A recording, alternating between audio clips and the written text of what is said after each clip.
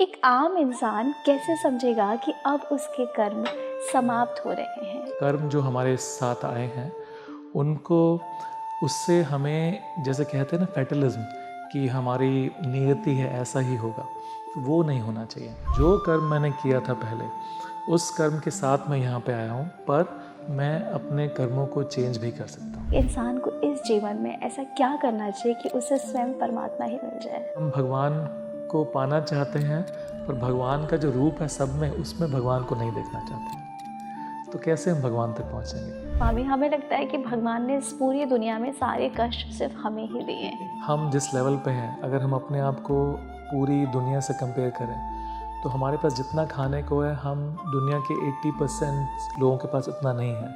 उस 20% में है जो हम इतने क्या कहते हैं भाग्यवान हैं। बिजनेस वर्ल्ड में कहें, चाहे हम एंटरटेनमेंट वर्ल्ड में कहें, कि सब कुछ है उनके पास।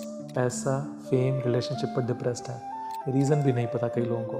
कुछ लोगों के पास रीज़न होता है, कुछ लोगों के पास नहीं। तो क्या वो अच्छा कर्म है कि उनके पास सब कुछ है, जीवन में पर शांति नहीं है? मैंने ऐसे क्या कर्म किए थे कि मेरे को ऐसा ही पार्टनर मिला, और किसी को बहुत डिवाइन पार्टनर मिल जाता है। वो जो इतनी स्ट्रॉन्ग रिलेशनशिप्स होती हैं, कहीं ना कहीं पीछे से आती हैं।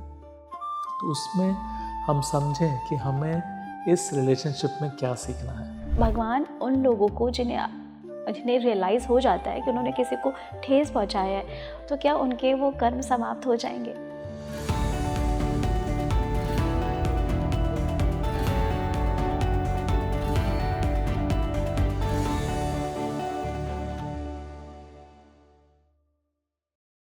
नमस्ते, hello and welcome to speaking tree. मैं सोनी भारद्वाज आप सभी का स्वागत करती हूँ।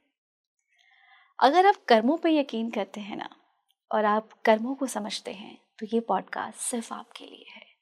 देखिए, हम जब इस धरती पर आते हैं तो हम यूँ कहें कि हम अपनी आने वाली पूरी ज़िंदगी को भी साथ में लेकर आते हैं।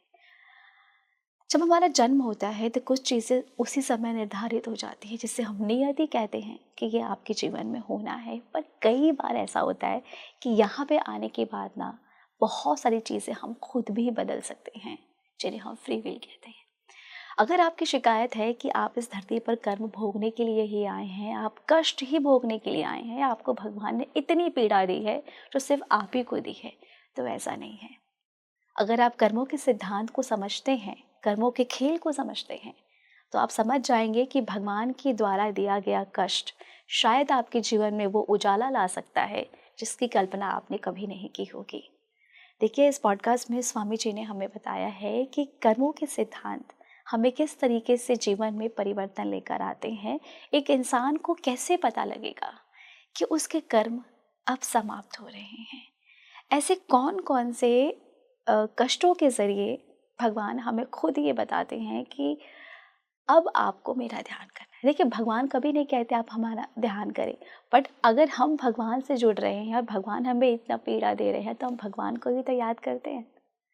तो ध्यान के ज़रिए, और इसमें कई सारे प्रोसेस बताए हैं, उन प्रोसेस का नाम मैं अभी नहीं बताऊंगी। वो प्रोसेस को सुनने के बाद अगर आप ये डेली रूटीन में 5 मिनट भी करते हैं, 30 सेकेंड भी करते हैं ना अपने जीवन में, तो बहुत बड़ा परिवर्तन आएगा।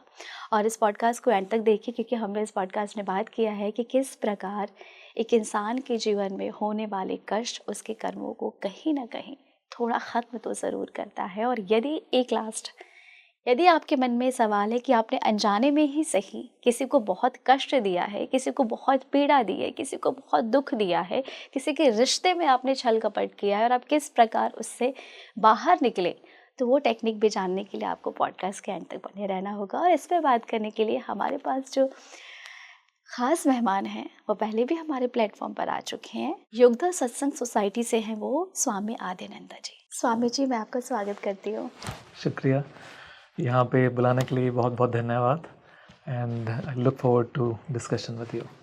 जी स्वामी जी, आज का जो मैंने विषय चूज़ किया है हमारे ऑडियंस के लिए, जो हम सभी को इतना प्यार देती है, और कई बार मैंने भी ऐसा महसूस किया है कि जब ना हम कर्मों की बात करते हैं, तो ऐसा कहते हैं कि जब आप इस धरती पर जन्म लेते हैं एक मानव रूप में, तो आप कई चीज़ें ना अपने पास्ट लाइफ से लेकर आते हैं, पिछले जन्म से, जिन्हें हम बदल नहीं सकते। लेकिन जब हम कष्ट भोगते हैं जब हमें बहुत पीड़ा होती है तो ऐसा लोग कहते हैं कि आप अपने कर्मों को भुगत रहे हैं, ये आपने किसी के साथ बुरा किया है इसलिए आज आपको भगवान इस चीज़ की सज़ा दे रहा है। तो एक आम इंसान कैसे समझेगा कि अब उसके कर्म समाप्त हो रहे हैं? बहुत ही डीप क्वेश्चन है ये, और इसको हम सिर्फ इस बेसिक टर्म्स में नहीं देख सकते कि हमारे जो पास्ट कर्म थे और कर्म इस जन्म में आ रहे हैं। अगर इसको हम पूरे कंटेक्स्ट में देखें कि हमारा जो एवोल्यूशन है, हमारा एवोल्यूशन मतलब अगर देखें कहाँ से हम शुरू हुए, हम कहाँ से बने और कहाँ हमें जाना है, हमारा अंत कहाँ पर है। तो उसमें अगर हम देखें, अगर हम ख़ास तौर पे इंडिया में हम लोग मानते हैं कि भगवान को, और ये भी मानते हैं कि भगवान ने हमें बनाया। तो भगवान ने हमें जो बनाया वो अपने रूप से बनाया।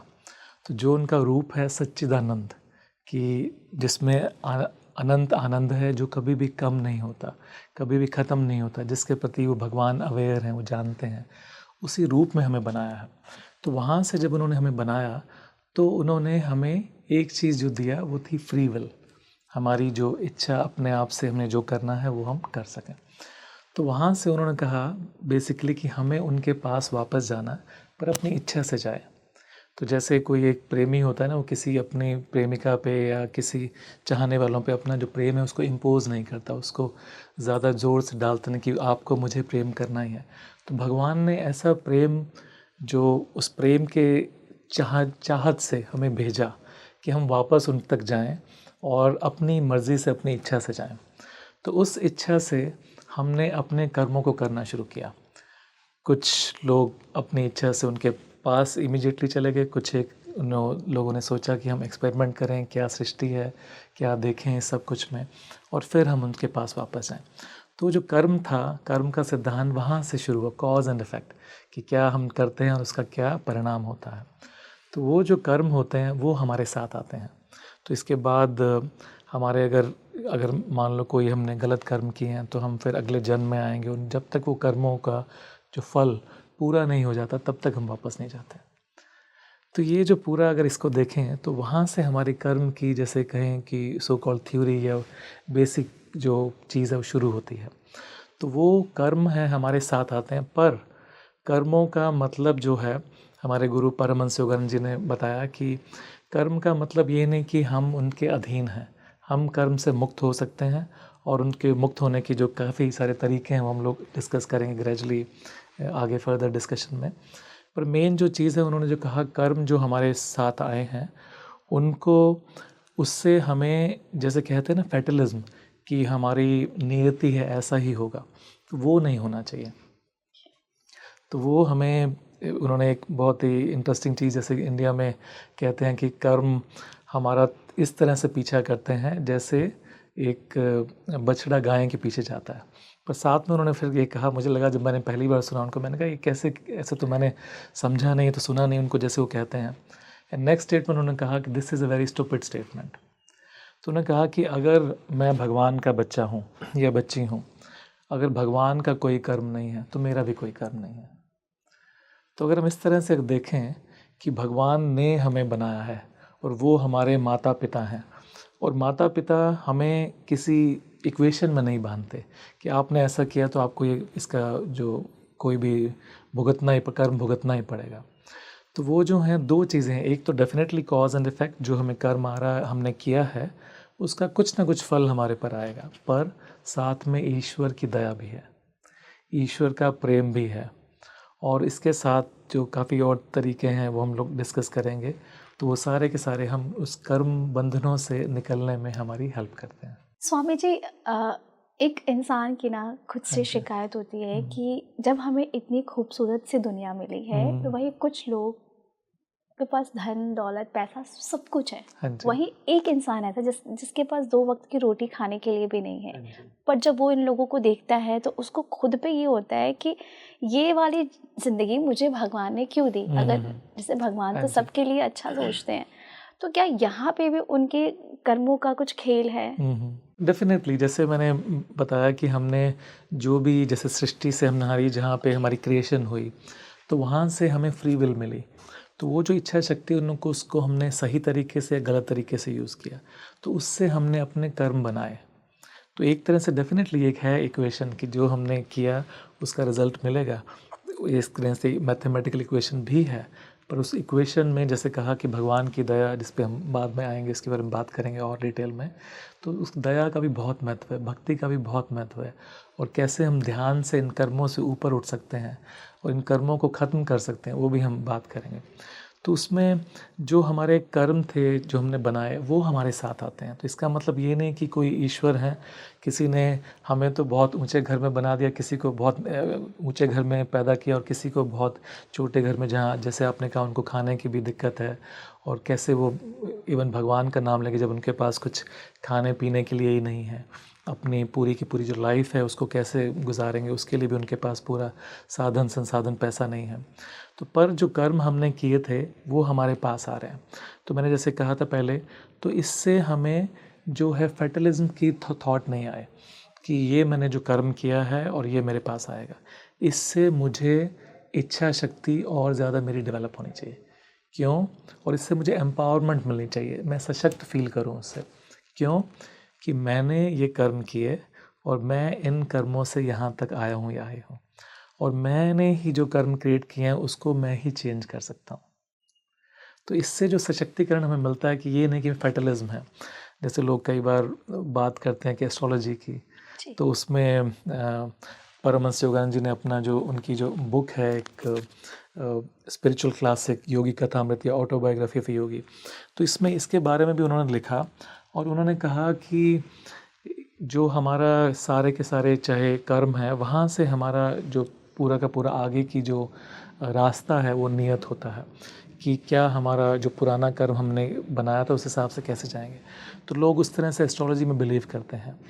पर अगर हम सोचें कि वो हमारे पैदा होने से है, वो कहते हैं परमहंस योगानंद जी, वो ठीक नहीं है कि हम डिसाइड करते हैं कि आपका जो बर्थ है वहाँ से है। तो वहाँ से अगर हम आगे, वहाँ से अब तक जो मैंने कर्म कर लिया है उसका कहाँ पर हिसाब किताब है। तो उस हिसाब से वो एस्ट्रोलॉजी एक तरह से कंप्लीट साइंस नहीं है, एक प्रोबेबिलिटी बताती है। तो जो कर्म मैंने किया था पहले, उस कर्म के साथ मैं यहाँ पे आया हूँ, पर मैं अपने कर्मों को चेंज भी कर सकता हूँ। तो जैसे हमने उनमें तरीक़ों की बात की थी, काफ़ी सारे तरीके, उसमें सबसे पहले हमारा जो ध्यान है, ध्यान, और ख़ास तौर पे जो परमहंस योगानंद जी ने एक जो साइंटिफिक मेडिटेशन टेक्निक की बात की है वो है क्रिया योग। क्रिया योग जैसी जो एडवांस टेक्निक्स होती हैं, कोई भी ध्यान की प्रविधि कोई भी हो, उससे हमारे कर्म अपने आप जल जाते हैं। खाली कर्म ही नहीं जलते, हमारे जो स्पाइन होता है, हमारा मेरुदंड, उसमें जो कर्मों के संस्कार भी होते हैं हमारे, तो वो संस्कार होते हैं कि अभी आगे की जर्मिनेट नहीं हुए। एक पॉसिबिलिटी है, पिछले जन्म में मेरी टेंडेंसी थी, संस्कार थे, पर अभी मैंने कुछ नहीं किया, पर पॉसिबिलिटी है फ्यूचर में वो जर्मिनेट करें, तो उनको भी, संस्कारों को भी वो जला देता है ध्यान। इसके अलावा हमारा डेफिनेटली प्रार्थना, गुरु कृपा, हमारी भक्ति, जितना हम भगवान से प्रेम करते हैं वो भी हमारे कर्म बंधनों को ख़त्म करता है। इसके अलावा हमारा सेवा, या फिर लास्ट में जैसे होता है सफ़रिंग, कि लास्ट में सफ़रिंग से तो डेफिनेटली हमारे जो भी कर्म है उसका जो रिज़ल्ट है वो हमें किसी न किसी तरह से मिलता है, चाहे वो कम मिले। पर इसमें सारी की सारी चीज़ें बहुत हेल्प करती हैं। गुरु कृपा, हमारा ध्यान, भगवान की कृपा, भगवान का प्रेम। तो भगवान ने एक तरह से तो लॉ बनाया, पर भगवान लॉ से ऊपर है, क्योंकि सारा का सारा जो है कि उनका जो लॉ है उसके साथ प्रेम भी, उनका भक्ति जो है, तो वो भक्ति और लॉ दोनों हमें इस डायरेक्शन में ले जाते हैं जो कर्म की जो थ्योरी है उसमें। तो वहाँ हम उस कर्म बंधन से मुक्त हो सकते हैं। और एक जैसे भी जो क्रिया योग जैसी एडवांस टेक्निक है, उसमें उनके परमहंस योगानंद जी के लेसन हैं क्रिया योग पे, और बाकी सारी की सारी जो टेक्निक्स हैं, हमारा ध्यान की और प्रविधियाँ, और अपने जीवन को कैसे आदर्श रूप में जिएं, कैसे संतुलित रूप में बैलेंस्ड लाइफ कैसे जिएं, जिससे हम सारी की सारी अपनी रिस्पॉन्सिबिलिटीज़ को निभाते हुए हम भगवान को पा सकें। तो उसमें जब हम क्रिया योग जैसी टेक्निक करते हैं तो अपने आप हमारे जो कर्म हैं वो जल जाते हैं। तो जैसा मैंने आपसे स्वामी जी शुरू में कहा था कि यदि आपके कर्म समाप्त हो रहे हैं तो कहीं ना कहीं ये एक प्रोसेस है कि आप भगवान से जुड़े, ध्यान करें, और क्रिया योग सबसे महत्वपूर्ण है उससे कनेक्ट होने के लिए। तभी इंसान के जीवन में अपने आप परिवर्तन आने लगेगा। और जैसा आपने कहा, फ्री विल के ज़रिए भी हम अपने कर्मों को बदल सकते हैं। स्वामी जी कहते हैं कि हम भगवान को देखते तो नहीं है पर हम भगवान को महसूस ज़रूर करते हैं, और वो जो उनकी साधना करता है वो तो जीता है भगवान को। हाँ जी। आपके अनुसार एक इंसान को सच्चा जीवन जीने के लिए, कि कहते हैं ना कि अभी जो आप कर्म करोगे उसी के आधार पर आपका अगला जन्म होगा, और फिर आप उसी पैटर्न को रिपीट करोगे, तो एक इंसान को इस जीवन में ऐसा क्या करना चाहिए कि उसे स्वयं परमात्मा ही मिल जाए? डेफिनेटली अगर कहें कि जो ये क्वेश्चन है एक तरह से हमारे जीवन का सार है, तो क्या हमारे जीवन की डायरेक्शन होनी चाहिए किसी की भी, ज़रूरी नहीं कि हम लोग जो सन्यासी हैं, ज़रूरी नहीं कि सिर्फ जो आश्रम में रहते हैं, सभी लोगों का। तो हम अल्टीमेटली हम अगर इस संसार में देखें तो हम कुछ ना कुछ ढूंढ रहे हैं, और अगर हर एक चीज़ के पीछे हम लोग एनालाइज करें, चाहे वो फेम है, चाहे पैसा है, चाहे रिलेशनशिप्स हैं, चाहे काम है, चाहे कोई हॉबी है, कहीं ना कहीं हम उस हैप्पीनेस, उस आनंद को ढूंढ रहे हैं। और वो जो आनंद है वो हमारा रूप है बाय डिफ़ॉल्ट। जैसे हमने पहले जो बात किया था कि भगवान ने हमें बनाया अपने रूप में, और भगवान का रूप है सच्चिदानंद, तो वो हमारा रूप है। जैसे कि एक ओशन होता है ना, एक महासागर, उसकी जो प्रॉपर्टीज़ होती हैं, और उससे अगर एक ड्रॉप कोई भी ले उसकी प्रॉपर्टी सब सेम होगी, केमिकल प्रॉपर्टीज़। तो इसी तरह जो हमारा रूप भगवान ने ऐसे ही बनाया, उसके बाद हमने अपने ईगो से, अहम से, अपने कर्मों से एक तरह से एक बैरियर क्रिएट कर लिया उनके बीच में और हमारे बीच में। तो वो बैरियर, उसको हटाना ही हमारी पूरी एवोल्यूशन है।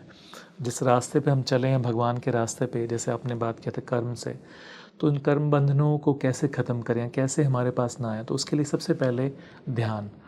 और उसके लिए भी जैसे मैंने ब्रीफली जैसे बात किया एक बैलेंस लाइफ का, एक हमारा जो संतुलित जीवन। तो अगर हमारा जीवन, हमारा फिज़िकल, मेंटल, सोशल, स्पिरिचुअल, शारीरिक, मानसिक, सामाजिक, आध्यात्मिक, ये सारे के सारे पहलू, सारे पर्सपेक्टिव अगर बैलेंस वे में हम लोग जिएँ, और साथ में जैसे फाइनेंशियल की बात करते हैं, काम की, तो सभी पहलू अगर बैलेंस वे में हम लोग अपना जीवन जिएँ, तो कोई भी ये हमारे पास प्रॉब्लम्स नहीं आएंगी। तो इसमें हम नॉर्मली बाकी चीज़ों को साथ में लेके चलते हैं, चाहे हमारा काम है, रिलेशनशिप्स हैं, सब कुछ, पर अपने लिए, जो अपनी सोल के लिए, आत्मा के लिए करना है, भगवान को पाना, उसको भूल जाते हैं, जिससे हमारे जो कर्म हैं हमें और ज़्यादा परेशान करते हैं। तो अगर हम ध्यान पहले करें तो हमारे वो कर्म बंधनों को अपने आप वो जला देगा, और उससे इतनी जो शक्ति हमें मिलती है, और हर एक लेवल पे उससे हमें हेल्प मिलती है, चाहे फिज़िकल एनर्जी हो हमारी, चाहे हमारी जो मेंटल फोकस हो, या फिर हमारी जो रिलेशनशिप्स हैं, जैसे हमने सामाजिक पहलू की बात किया, तो इन सब में हमें हेल्प मिलती है। और जब उसको हम करते हैं, जैसे रहीम जी का एक बहुत सुंदर दोहा है, एक है साधे सब सदें, सब साधे सब जाए। तो उन्होंने पेड़ का एग्जांपल दिया, आपका स्पीकिंग ट्री का जैसे बताया, तो पेड़ का एग्जांपल देके उन्होंने बताया कि अगर हमें मान लो पेड़ को नरिश करना है, उसको खाना देना, तो उसके जो तना है उसको खाना नहीं देते, उसकी जो लीव्स हैं उसको खाना नहीं देते, उस खाना देते हैं हम उसकी जड़ों को। तो हमारा जो बेस है, हमारे जो रूट्स हैं, वो हैं स्पिरिचुअल। जब हम अपने स्पिरिचुअल एस्पेक्ट को नरिश करते हैं तो सारे के सारे एस्पेक्ट्स में हमें हेल्प मिलती है, चाहे हमारी फिज़िकल एनर्जी हो वो हाई रहती है, जैसे बताया पहले, मेंटल फोकस ज़्यादा शार्प रहता है, हमारी एफिशिएंसी, इफ़ेक्टिवनेस किसी भी काम में ज़्यादा रहती है।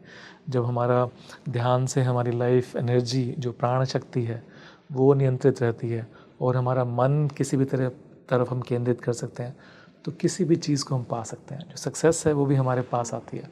तो इसमें अगर देखें, जैसे हम बात कर रहे थे इच्छा शक्ति की, वो हमारी इतनी डेवलप होती है कि हम अपनी लाइफ में हमें जो कुछ भी मिला है शुरू में, चाहे पुराने हमारे गलत कर्म थे, या कुछ हमने ऐसा किया जिससे हमें ऐसे जो सिचुएशन इस लाइफ की मिली, पर क्योंकि हमने वो क्रिएट की थी, इसीलिए हम ही उनको चेंज कर सकते हैं। तो इस सोच से अगर हम चलें तो हम देखेंगे कैसे हमारा जीवन हमारे अपने हाथ में है।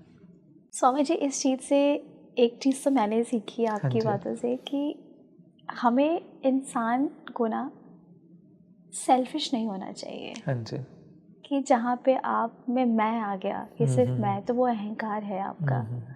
और आपने ये चीज़ सही कही कि आप अगर सच्चे मन से परमात्मा से जुड़ते हो, अच्छे कर्म करते हो, तो फिर आपके जीवन में कोई कष्ट ही नहीं आएगा। बिल्कुल।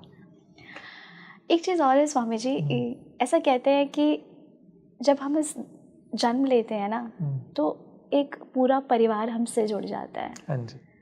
और कई बार ऐसा होता है, हम थोड़ा सा रिलेशनशिप्स पे बात करूँगी कि कई लोगों के परिवार में उनके परिवारों से ही नहीं बनती है। हाँ जी। किसी की माँ से, पापा से, भाई बहनों से नहीं, जबकि वो एक ही घर के हिस्से हैं।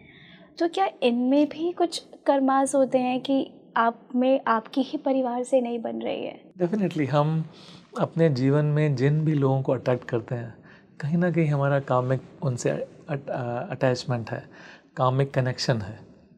तो वो कनेक्शन दोनों तरह से हो सकता है, प्यार से भी और हेट से भी, घृणा से भी। ये बहुत इंटरेस्टिंग चीज़ है। जैसे हम लोग कई बार एग्जांपल देते हैं ना सास बहू का रिलेशनशिप का, एक चाहे वो कुछ फैमिलीज़ में सच्चा हो, ठीक हो, कुछ फैमिलीज़ में नहीं हो चाहे, पर उसका एग्जांपल ये है कि हम जो भी रिलेशनशिप्स हैं और ख़ास तौर पे जो स्ट्रॉन्ग रिलेशनशिप्स हैं उनको हम कहीं ना कहीं पिछले जन्म से अट्रैक्ट करते हैं। जैसे परमहंस योगानंद जी कहते थे हमारे गुरु कि as love attracts even hate attracts. जितना प्रेम हमें दूसरों से बांधता है या अपनी तरफ आकर्षित करता है, उतना घृणा भी उनसे आकर्षित करते हैं। इसलिए जो भी हमारे पास रिलेशनशिप्स आए हैं, चाहे परिवार में कोई भी तरह के किसी भी तरह की रिलेशनशिप हो, उनको हम सोचें कि हम चेंज कर सकते हैं। और वो कैसे? फिर से अगर सोचें कि पूरा जो भगवान ने पूरी क्रिएशन बनाई है, और जो क्रिएशन को अगर हमें भगवान ने बनाया तो उनको भी भगवान ने बनाया। अगर हम भगवान का रूप हैं तो वो भी भगवान का रूप है। तो अगर हम इस तरह से सब लोगों को देखें या उनसे हमारा व्यवहार इस तरह का हो, तब हम देखेंगे कि हम जब उनमें भगवान को देखते हैं या भगवान के रूप को देखते हैं या देखने की कोशिश करें एटलीस्ट, तो धीरे धीरे वो उनसे जो नेगेटिव जो कर्म है वो कट जाएंगे, अंडरस्टैंडिंग आएगी। और अगर हम साइकोलॉजी की भी बात करें कि साइकोलॉजी में भी हम देखें तो हमें एक तरह की अंडरस्टैंडिंग उनसे क्रिएट करनी है, एक तरह का कम्युनिकेशन क्रिएट करनी है, जिससे हम अपनी जो भी एक तरह की हमारी जैसे स्क्रिप्ट कहते हैं, उसमें स्क्रिप्ट चली आ रही है कि उनके साथ वो ऐसा बिहेव करते हैं, हम ऐसा करते हैं और हमेशा कन्फ्लिक्ट होती है। तो स्क्रिप्ट को हम चेंज कर सकते हैं, वो हमारे हाथ में है। तो उसमें एक ये बहुत ही इंपॉर्टेंट तरीका कि हम, जैसे भगवान कृष्ण ने गीता में कितनी जगह कहा कि you see everything in me and see me in everything, दोनों चीज़ें, कि मुझे सब में देखो और सबको मुझ में देखो। तो अगर हम उसको देख लें, और इसका एक और बहुत इंटरेस्टिंग आस्पेक्ट हमारे गुरु परमहंस योगानंद जी ने बताया, हम अगर भगवान के रास्ते पर चले हैं, डेफिनेटली हम सब अपनी एवोल्यूशन में उस रास्ते को ही ढूंढे। जैसे हमने जो बात शुरू की थी एवोल्यूशन की, तो एवोल्यूशन अल्टीमेटली हम भगवान तक हमें पहुंचना है बाय डिफ़ॉल्ट। हाँ। तो वो हमारा जो नॉर्मल एवोल्यूशन होता है ह्यूमन स्टेट में, हम जैसे कहते हैं 84 लाख योनियों से होके आए हैं। उसके बाद 10 लाख साल हमें ह्यूमन एवोल्यूशन के, और ह्यूमन एवोल्यूशन ऐसी जिसमें जो हमारी डिजीज़ फ्री और मॉरल एग्जिस्टेंस हो, उसमें ऐसे 10 लाख साल के बाद हम अपने आप भगवान के साथ एक हो जाएंगे by default. That is our evolution. पर जब हम किसी एडवांस टेक्निक को प्रैक्टिस करते हैं, I am sorry I am digressing little bit, but हम किसी एडवांस जैसे मेडिटेशन टेक्निक, जैसे क्रिया योग के बारे में परमहंस जी ने बताया, उसको प्रैक्टिस करते हैं, तो उसमें हमारी एवोल्यूशन इतनी ज़्यादा होती है कि हम वो 10 लाख साल की जर्नी इसी जन्म में पूरी कर सकते हैं। जो क्रिया जैसी कोई एडवांस टेक्निक होती है, उसमें जैसे एक क्रिया को करने में 30 सेकंड लगते हैं लगभग, उसमें हमारी जो एवोल्यूशन होती है वो 1 साल जितनी होती है। तो इस तरह से ये तरीके हैं। पर अगर coming back to now relationships, तो रिलेशनशिप्स में अगर देखें तो उन्होंने कहा कि हम भगवान को पाने के लिए चले हैं, और हम भगवान को पाना चाहते हैं, पर भगवान का जो रूप है सब में, उसमें भगवान को नहीं देखना चाहते। तो कैसे हम भगवान तक पहुँचेंगे? तो अगर हम सब में भगवान को देखें तो अपने आप हमारे जो रिलेशनशिप कर्मा है ना, वो ख़त्म हो जाएंगे। और एक और चीज़ उन्होंने कहा कि बहुत ही इंटरेस्टिंग, अगर हम एक आत्मा को, एक सोल को, एक रिलेशनशिप को नहीं जीत सकते या पा सकते ठीक थे, तो हम भगवान को कैसे पाएंगे? जो सारे की सारी सृष्टि का सार है, जिसमें सारे के सारे ह्यूमन बीइंग्स हैं और वो उनका रूप है, अल्टीमेटली सबको उनमें मर्ज होना है और हमें उनमें मर्ज होना है। और वो जिनसे हम चाहे हेट करते हैं, घृणा करते हैं, वो हमारे साथ एक होने वाला है फ्यूचर में। तो क्या हम उनको इसी जन्म में जीत सकते हैं?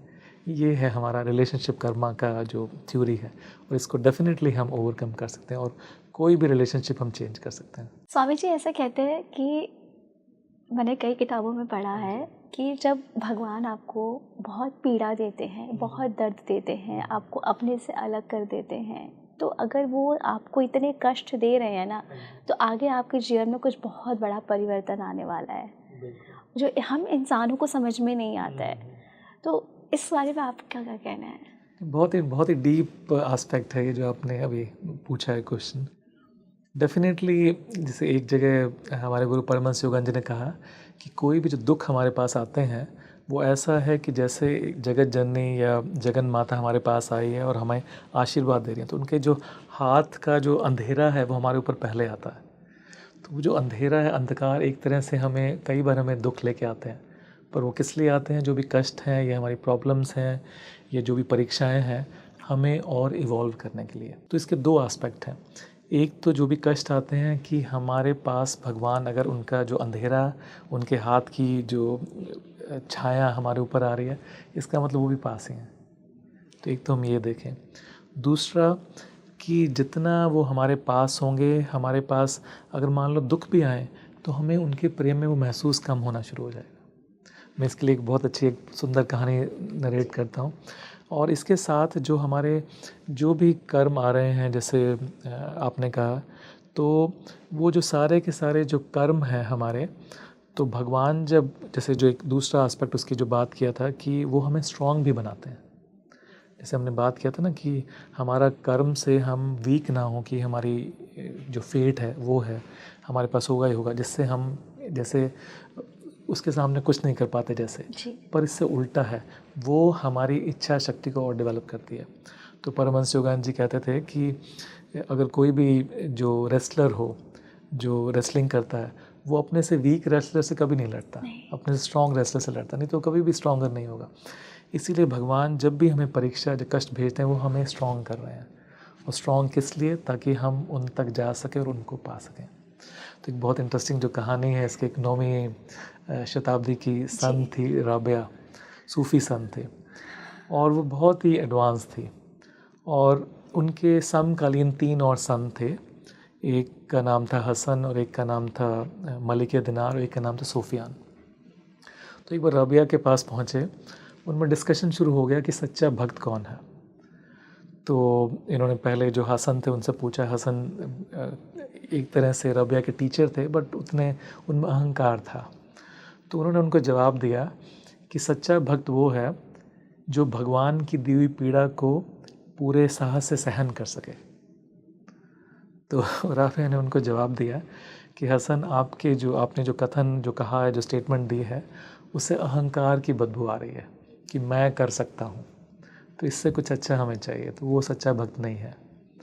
तो फिर इनसे जो मलिक दिनार था उनसे पूछा गया, तो उन्होंने कहा कि सच्चा भक्त वो है जो भगवान की दिए हुए कष्टों का स्वागत करे, वेलकम करे उनको, कि भगवान आपने दिए, वो आपने दिए हैं। तो राबिया ने कहा कि इससे भी अच्छा कुछ हो सकता है। तो फिर जो लास्ट, जो तीसरे सन थे सूफियान, उनसे पूछा गया, तो सूफियान ने कहा कि सच्चा भक्त वो है जो भगवान की दी हुई जो परीक्षाएं हैं उनके लिए उनको और धन्यवाद कर, ग्रेटिट्यूड प्रकट करके, जो आपने दिया और अच्छा, बहुत अच्छा, धन्यवाद। तो कुछ वैसा ही था जैसे मलिक दिनार ने कहा था, पर राबिया ने कहा कि नहीं, इससे भी कुछ और अच्छा। तो सब ने कहा कि हमने तो अब अपना जो विचार था आपको बता दिया, तो अपनी स्टेटमेंट आपके सामने रख दी, तो आप बताइए अब। तो राबिया ने थोड़ी देर सोचा और सोच कर कहा कि सच्चा भक्त वो है जो भगवान के प्रेम में इतना मग्न हो कि उसको उनकी दी हुई पीड़ा का आभास ही ना हो। तो इस तरह से अगर हम देखें अपने कर्म को और भगवान के प्रेम को, उस भक्ति को, तो इतना, जैसे हम कह रहे थे ना कि आपने एक जगह पे कहा कि कर्म हमारे ख़त्म हो जाएंगे, बहुत कॉम्प्लिकेटेड थ्योरी है बेसिकली, कार्मिक थ्योरी। कर्म हमारे ख़त्म तो डेफिनेटली होते हैं, पर कई बार जैसे कहा कि भगवान हमें जो दे रहे हैं उसमें हमारे लिए अच्छा या बुरा हमें मालूम नहीं।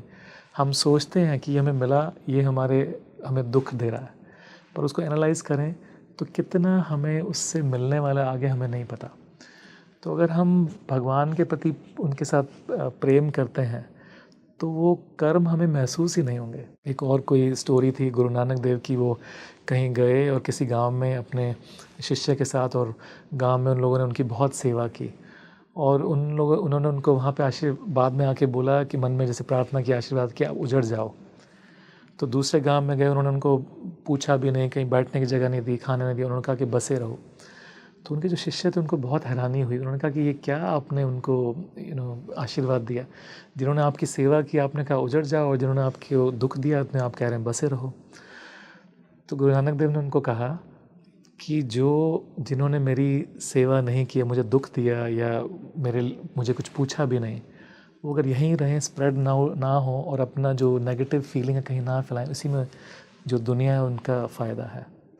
पर जो अच्छे लोग हैं जिन्होंने मेरी इतनी सेवा की, सपोज़ वो इतने जगह स्प्रेड आउट हो जाए, फैल जाएं, तो सारे संसार की वो सेवा करेंगे। तो इसलिए कई बार हमें समझ नहीं आता कि हमारे साथ जो हो रहा है, कई बार जैसे कई आप लोगों ने अपनी इस कॉर्पोरेट लाइफ में भी सुना होगा, किसी का जॉब चला गया या किसी को कुछ भी प्रॉब्लम होगी, जॉब में छोड़ना पड़ा, उसके बाद जो उनकी अपॉर्चुनिटी मिलती है कितनी उससे अच्छी मिलती है।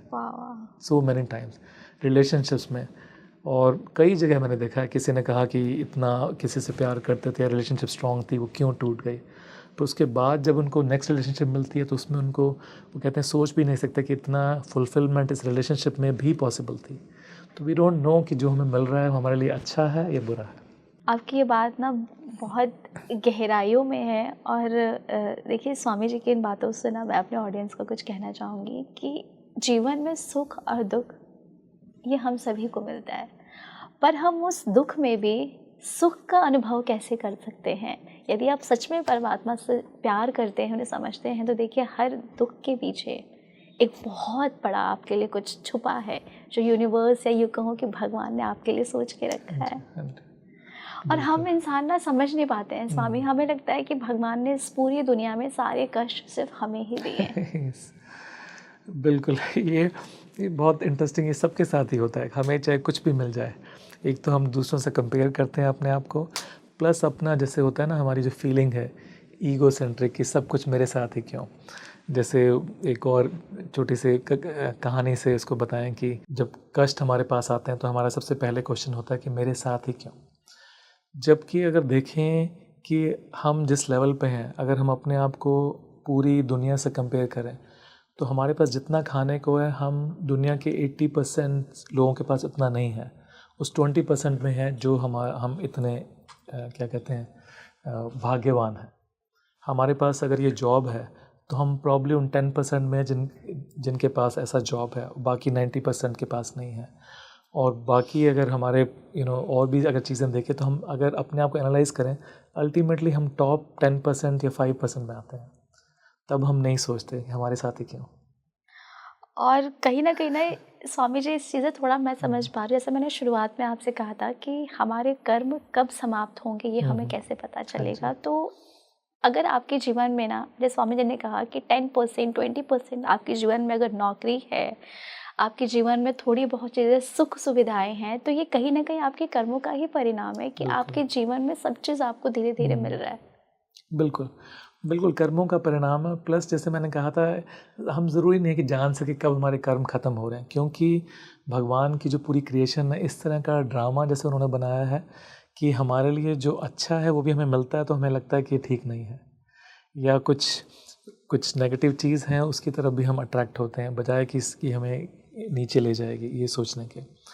तो हम कई जैसे हम लोग पहले बात कर रहे थे, कई सारे जो संत भी हुए हैं उनको भी कितने दुखों का सामना करना पड़ा है, वो भगवान के साथ एक थे।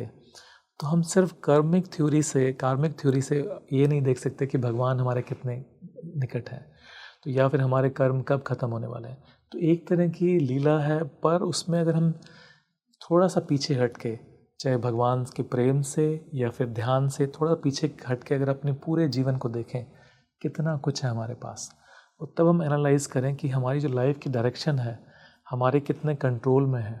कुछ लोग होते हैं उनके पास आज पता नहीं होता कि शाम को खाने को मिलेगा कि नहीं मिलेगा, कि जॉब कल रहेगी कि नहीं रहेगी, ये रिलेशनशिप के बारे में अनश्योर होते हैं।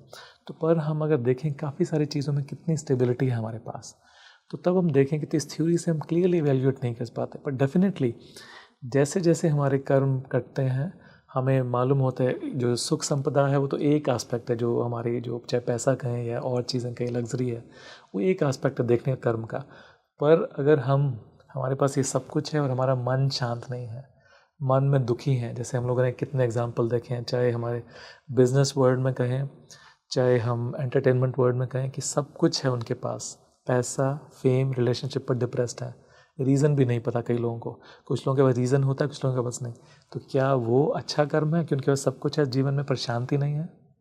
या फिर एक वो व्यक्ति जिसके पास बाहरी रूप से कुछ भी नहीं है पर वो सोता है और पूरी शांति से सोता है। एक और छोटी सी कहानी, अगर आई एम श्योर जो आपकी ऑडियंस है उनको पसंद आएगी। एक संत थे, वो किसी गांव में गए, और गांव में गए तो वहाँ पे एक चरवाहा था और उसके पास कुछ भेड़ें थी, कुछ गायें थी। और उनके पास जब संत गए और उन्होंने उनको वेलकम किया, उनको बुलाया, पर बहुत सिंपल तरीके से कुछ खाना दिया और कुछ नहीं कि बहुत ज़्यादा एक्साइटेड हो गए कि आइए आपके मैं इतना आदर करूँगा, जितना उनके पास खाने को था सिर्फ उतना दिया। तो संत ने उनसे पूछा कि बाहर इतनी बारिश हो रही है, उस दिन बारिश हो रही थी, शाम का टाइम था, तो कल कैसे अपने पशुओं को बाहर ले जाओगे? मैंने कोई बात नहीं, बारिश रुक जाएगी। तो फिर उन्होंने उनसे पूछा कि आपको डेली खाने को मिलता है? उन्होंने बोला कई बार मिलता है, कई बार नहीं मिलता। तो फिर उनसे पूछा तो आप इतने खुश क्यों हैं, मतलब कैसे इतने शांत हैं? तो मैंने कहा, उन्होंने कहा कि मैं ज़रूरी नहीं कि मैं खुश हूँ, पर डेफिनेटली मैं शांत हूँ, पर शांत से ज़्यादा मैं संतुष्ट हूँ। बारिश रुक जाएगी, मुझे पशुओं को चराने का समय मिलेगा, मुझे खाना आज सुबह नहीं है तो शाम को मिलेगा, पर मुझे मालूम है मिलेगा। तो ये जो मुझे संतुष्टि है, ये ही मेरे लिए सब कुछ है। तो संत ने फिर कहा कि मैंने इनसे ज़्यादा सुखी और अगर कहें कि अमीर एक तरह से मैंने कोई व्यक्ति अपने जीवन में नहीं देखा। तो अगर हम वो देखें, ज़रूरी नहीं है इसका जो नेगेटिव मीनिंग हम लोग नहीं लें कि हम अपने जो जीवन में उनको एम्बिशंस को छोड़ दें या हमारे कोई भी जो गोल्स हैं उनको छोड़ दें। हम वो करें डेफिनेटली, पर जैसे भगवान ने, कृष्ण ने गीता में कहा, उससे अटैच ना हो, अपना एफर्ट करें बट संतुष्ट रहें। एक फ्रेज़ बहुत इंटरेस्टिंग हमारे गुरु परमहंस योगानंद जी ने यूज़ किया, डिससेटिस्फाइड सेटिस्फैक्शन, कि एक संतुष्ट हैं पर ऐसी संतुष्टि जिससे हम पूरे संतुष्ट उस तरह से नहीं हैं कि हम आगे जाना छोड़ दें।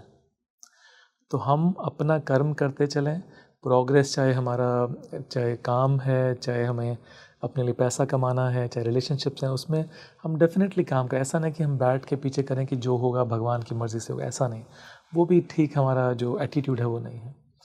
तो उसमें हम चलते चलें पर उस संतुष्टि के साथ, और पर जो कर्म करें वो भगवान को खुश करने के लिए। स्वामी जी, ऐसा कहा जाता है कि कुछ जोड़ियां भगवान ऊपर से बना के भेजता है। कहते हैं ना कि नियति ने आपके जीवन में यही पार्टनर लिखा है, आपको यही मिलेगा। और कईयों के जीवन में उन्हें अपोजिट पार्टनर मिल जाता है। लगता है उन्हें कि मैंने ऐसे क्या कर्म किए थे कि मेरे को ऐसा ही पार्टनर मिला, और किसी को बहुत डिवाइन पार्टनर मिल जाता है। तो क्या ये भी हमारे कर्मों का परिणाम होता है? डेफिनेटली, जैसे हम लोग बात कर रहे थे, हम किसी को भी अपनी लाइफ में, और ख़ास तौर पे जो स्ट्रॉन्ग रिलेशनशिप्स होती हैं, हम किसी को भी ऐसे अट्रैक्ट नहीं करते जो इसी पहले बार मिला हो। वो जो इतनी स्ट्रॉन्ग रिलेशनशिप्स होती हैं कहीं ना कहीं पीछे से आती हैं। तो उसमें हम समझें कि हमें इस रिलेशनशिप में क्या सीखना है। एक तो हमें जो भी मिला है अपने कर्मों से मिला है, कर्म फल से मिला है, पर दूसरा जो भी हमें मिला है वो हमें कहीं ऊपर ले जा रहा है, जिसमें हमें वो कुछ सिखा रहा है, जिसमें हमें वो इवॉल्व कर रहा है। तो जैसे हमने बात किया था कि अगर हम किसी जन्म में किसी व्यक्ति को भी नहीं जीत सकते अपने इस जन्म में, तो हम भगवान को कैसे पाएंगे? तो अगर उसमें हमें सीखे तो कुछ ना कुछ मेरा इस सोल से कार्मिक रिलेशनशिप था लास्ट टाइम का, चाहे वो इतना डिवाइन था, हमने ऑलरेडी वो रिलेशनशिप परफेक्ट कर ली थी या क्लोज टू परफेक्ट कर ली थी, या फिर ऐसी रिलेशनशिप जिसमें हमने कुछ भी नेगेटिव जो हमारी मिसअंडरस्टैंडिंग थी, वो एक्सट्रीम मिसअंडरस्टैंडिंग, उसको बीच में छोड़ दिया था। तो जैसे कहा था कि hate attracts as much as love does, कि जितना अगर हम किसी से घृणा करेंगे, तो इसीलिए परमहंस योगानंद जी ने कहा कि अपनी जो टीचिंग्स हैं उसमें, कि अगर हमारी रिलेशनशिप, चाहे शादी हो या कोई भी रिलेशनशिप हो, उसमें हम ट्राई करें जितनी भी अंडरस्टैंडिंग उनसे क्रिएट कर सकें, और उस सोल को, और सबसे ज़्यादा बड़ा तरीका होता है सोल को जीतने का प्रेम से, प्यार से, unconditional love. In any relationship there should be unconditional love, निशर्त या अशर्त प्रेम। तो अगर इस तरह से अगर हम देखें, जैसे रिलेशनशिप में एक और जगह उन्होंने कहा इस तरह से कुछ, give give give and don't ask, कि हम देते जाएं और इतना हम देते जाएं प्रेम कि दूसरे वाले के पास नेगेटिव रिएक्ट करने के लिए कुछ रह ही नहीं जाए। तो हम डेफिनेटली हम किसी भी आत्मा को, किसी व्यक्ति को जीत सकते हैं उससे। अगर हम पुराने वो कर्मों से नेगेटिव कर्म भी हम उसके साथ लेके आए तो इस जन्म में उसको चेंज कर सकें, ना कि हम ये सोचें कि इसको फिर हम अगले जन्म में ना ले जाएं। अगर हमारा अगला जन्म आना है तो इसको इसी जन्म में चेंज करके ख़त्म करें। प्लस इसके साथ अगेन दूसरा जो इनकी टीचिंग्स हैं परमहंस योगानंद जी की, इतनी बैलेंस्ड हैं कि हम एक्सट्रीम्स में ना सोचें। तो एक तो तरफ तो उन्होंने कहा कि गिव गिव गिव, दूसरी तरफ उन्होंने ये भी कहा कि don't be a doormat. जो कहानी है ना एक संत की, एक सांप की, जो किसी गांव में गए, एक सांप था और वहाँ पे लोगों को काटता था। तो संत गए वहाँ पे और उन्होंने सांप को बोला कि तुम क्यों दूसरों को काटते हो, इतना अपना नेगेटिव कर्म अपने लिए क्रिएट कर रहे हो। तो सांप ने उनकी बात समझी और काटना छोड़ दिया। तो कुछ टाइम बाद वो गए सांप उसको, वो जो संत थे वहाँ पे उस गांव में गए, देखा कि सांप पूरा अधमरा सा है, लहूलुहान। तो उन्होंने पूछा क्या हुआ? तो बोला कि आपने मुझे कहा था किसी को नहीं काटना, और जैसे इन बच्चों को पता चला कि मैं काटता नहीं, इन्होंने मुझे पत्थर मारने शुरू कर दिए।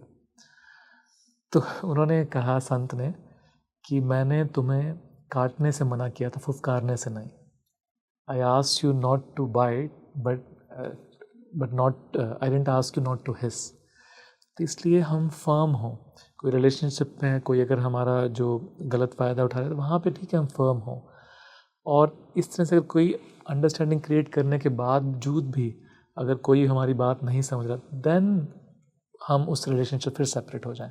पर सेपरेट हों मन में, बिना किसी नेगेटिव चीज़ के, बिना किसी हेट के, तब वो रिलेशनशिप फिर हमारे पास दोबारा नहीं आएगी नेगेटिव वे में। तो उस तरह से भी हमने उस रिलेशनशिप को जीत लिया है, चाहे अपने अंदर ही। स्वामी जी, एक बहुत ही इम्पोर्टेंट क्वेश्चन है। अगर मान लीजिए कि मैंने किसी को बहुत दुख दिया है और मुझे उस दुख का एहसास हो चुका है कि मैंने अनजाने में सही या जान के ही सही मैंने उस इंसान के साथ गलत कर दिया, और अब शायद भगवान मुझे उस चीज़ के लिए पनिश करेगा, लेकिन मैं चाहती हूँ कि मुझे मेरे को रियलाइज़ तो हो गया। तो क्या भगवान उन लोगों को जिन्हें रियलाइज़ हो जाता है कि उन्होंने किसी को ठेस पहुंचाया है, तो क्या उनके वो कर्म समाप्त हो जाएंगे? अगेन जैसे कहा कि इतनी सिंपल नहीं है ये कार्मिक थ्योरी। डेफिनेटली कुछ हद तक अगर मुझे अपनी कमी का एहसास हो गया और जो भी कष्ट आते हैं वो सिर्फ हमें समझाने के लिए कि हम चेंज हो, अंडरस्टैंडिंग के लिए, अगर वो हमारे पास ऑलरेडी अंडरस्टैंडिंग आ गई है तो काफ़ी सारा कर्म उससे कट जाएगा। पर एक और भी है, जैसे वो एक फादर था ना, उन्होंने उनका बेटे को बहुत गुस्सा आता था और गुस्सा आके बाद में आके उनको सॉरी बोल देता था। तो उन्होंने उनको एक बार बोला कि ये कील ले जाओ, जो उनकी फेंस थी बाहर, घर के बाहर, तो वहाँ पे जो लकड़ी है फेंस की, उसमें इसको ठोको सारा। तो उसने कई सारे कील वहाँ पे ठोके और उसके बाद उन्होंने कहा कि इन कीलों को निकाल लो।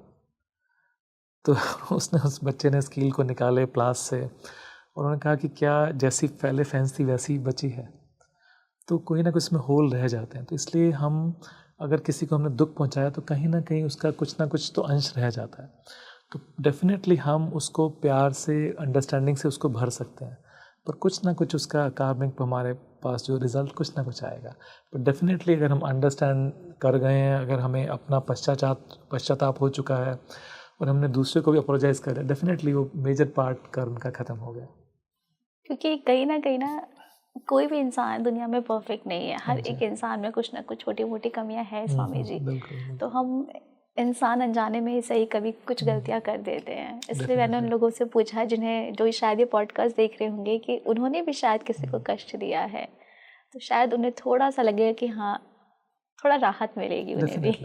दूसरा, हम अगर कोई मान लो किसी को हमने कष्ट दिया और वो उनसे मिसअंडरस्टैंडिंग क्रिएट हो गई और वो ठीक नहीं हो पा रही, तो फिर हम अगर उनसे बात भी करते हैं, कम्युनिकेशन उनके साथ कम्युनिकेट करते हुए भी वो नहीं समझ पा रहे हैं, हमारी अपॉलॉजी को एक्सेप्ट नहीं कर रहे, तब हम उनके लिए प्रार्थना करें, तो उससे भी अपने आप वो कर्म बंधन ख़त्म हो जाएगा।